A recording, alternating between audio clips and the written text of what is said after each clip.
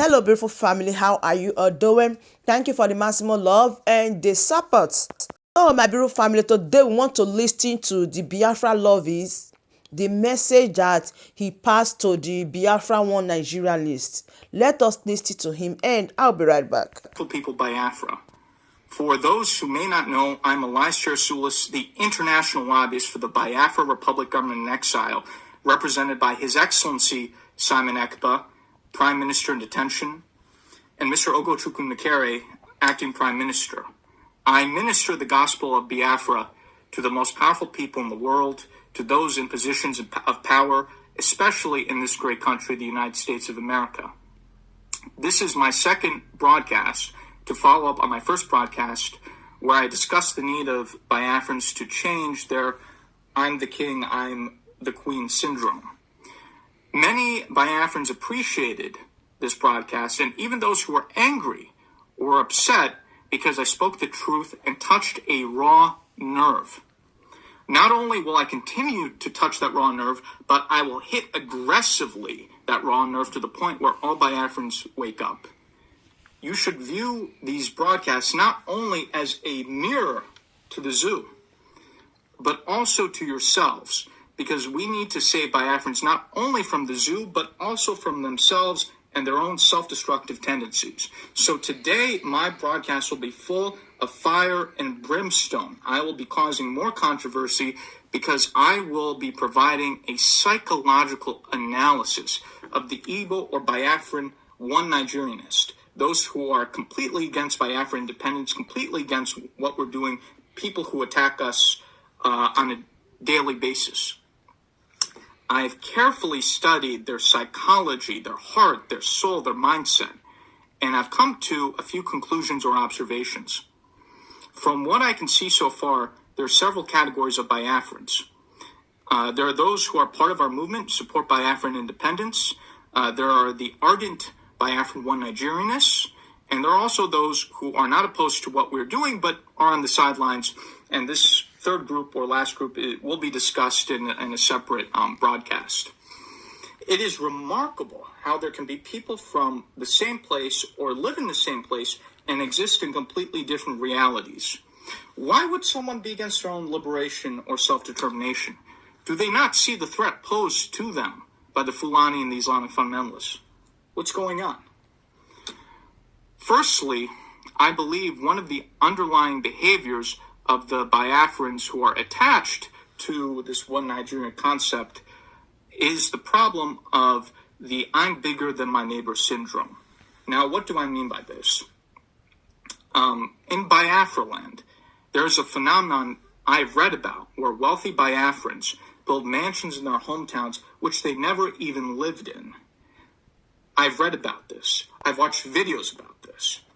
Why is this? This is so bizarre. Why do you build a house you don't even live in the house? Because there is an obsessive need among some of our Biafran brothers and sisters to show off.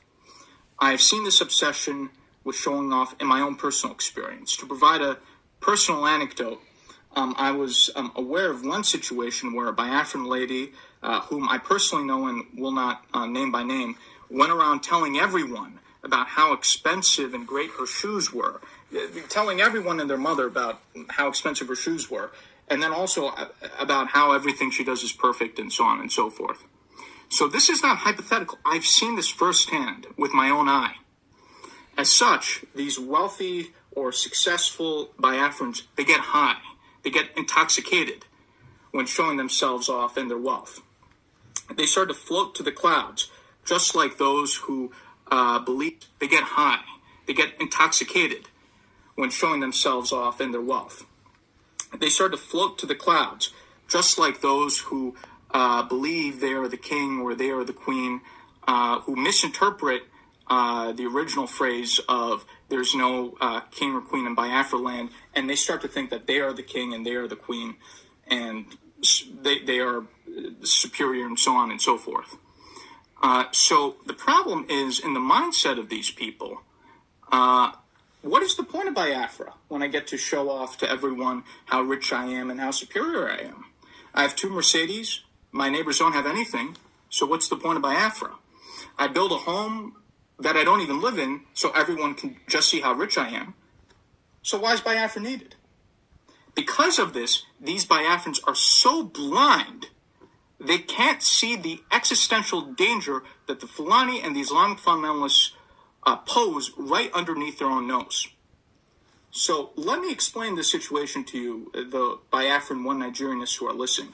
And I want you to listen very, very carefully to what I have to say to you. The Islamic fundamentalists have taken over the north of Nigeria. Previously, you had the Hausa Fulani people. Now they're just the Fulani. The Fulani have swallowed the Hausa.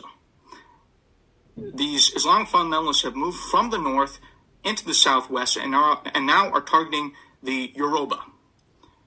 You have a Muslim ticket leading the country, including a vice president who played an instrumental role in the rise of Boko Haram. There has been Islamic fundamentalist capture of the Nigerian state, the Nigerian military at all levels. According to an article in the Nigerian Punch newspaper in January of 2025, again, not my opinion, this is the newspaper in Nigeria, and I quote, "Leaders of pan-Yoruba groups representing artisans, workers, students, community-based groups, traders, professional, and self-determination groups have jointly expressed their opposition against the move to introduce Sharia law in Yoruba land." So this is not simply a matter of terrorist groups and Fulani herders killing Biafrans or people in Nigeria, which again is an ongoing and serious issue. This is also a matter of systematic takeover of the entire country by radical Islamic fundamentalists. If the Islamic fundamentalists take over Yoruba land, obviously the next and the last target will be Biafra land. Many of the Islamic fundamentalists have openly expressed this, that when they are finished with the Yorubas, their next target and their final target will be the Biafrans. And there are those federal politicians in Nigeria who openly express their desire for the entire country to be under Sharia law, which again would include Biafra. There have been efforts, including even last year, to expand Sharia law throughout the entire country. Now, that effort last year in the national legislature in Nigeria did not succeed, but if Nigeria continues on its current trajectory, that will be the reality at some point. There will be Sharia law imposed on a federal level. Sharia will come to Biafra land. So if we've declared Biafra, but if we now do not restore Biafra, everyone in Biafra land will be under Sharia. And what I'm telling you is something that I'm very, very confident in. This is going to happen if we don't take the necessary actions. And in places in Nigeria that are already under Sharia, children are having their limbs chopped off, their limbs amputated. I read a story of a 12-year-old boy who had both of his arms cut off for allegedly stealing an item. I mean, this is barbarism at the highest levels. So when Biafra is under Sharia, you will all be subject to Sharia, regardless of how rich you are. There's no provision in Sharia law which says if you're worth more than $1 million or if you own Mercedes or what have you, that you are exempt from Sharia law. So as such, at that point, will it really matter that you own multiple Mercedes or big houses that you don't even live in if you're under such a circumstance? Many of the Biafran one Nigerianists discuss having a great Igbo land within Nigeria, or having an economically strong a la Igbo within Nigeria. Absolute nonsense, complete rubbish, garbage. First of all, it is a fallacy to think you can make Biafra into another Dubai, which is what these Biafran one Nigerians talk about. Within the constructs of a failing Nigerian state, which is quickly becoming like another Somalia. What affects the whole affects the part. In order to have this so-called economic Biafra, you also need political and geopolitical independence. This is basic logic. This is basic reason. That's the problem with you people whose brains have been broken by the zoo. You can't reason. You can't logic. That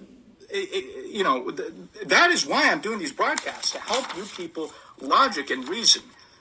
in order to think more sensibly, more reasonably. And I'm hoping that with these broadcasts, we could reset the brains of many of you people who just cannot think properly, who think rubbish, who think nonsense. So furthermore, right, even if you could achieve this economic Igbo fantasy within Nigeria, which is not possible, but even if you could achieve it, what is the point of the so-called economic Igbo land, economic Biafra land, if you have no freedom? Does having a fancy hotel or these Biafran businesses or having a lot of money matter when the Islamic fundamentalist authorities in Biafra land, once Biafra is under Sharia, seize you for minor infraction and decide to cut off your hand? I'm serious about this. There is a misconception that those in the Biafra independence movement are somehow idealists or we're delusional. No, those who are part of the Biafran independence movement are the realistic ones. It's the opposite of what you think it is. It is the Biafra one Nigerianists who are unrealistic and completely delusional. Completely delusional. I watch these Biafran one Nigerians closely, and I watch all Biafrans closely with my eye. Even if I don't say anything, I watch everything and everyone closely.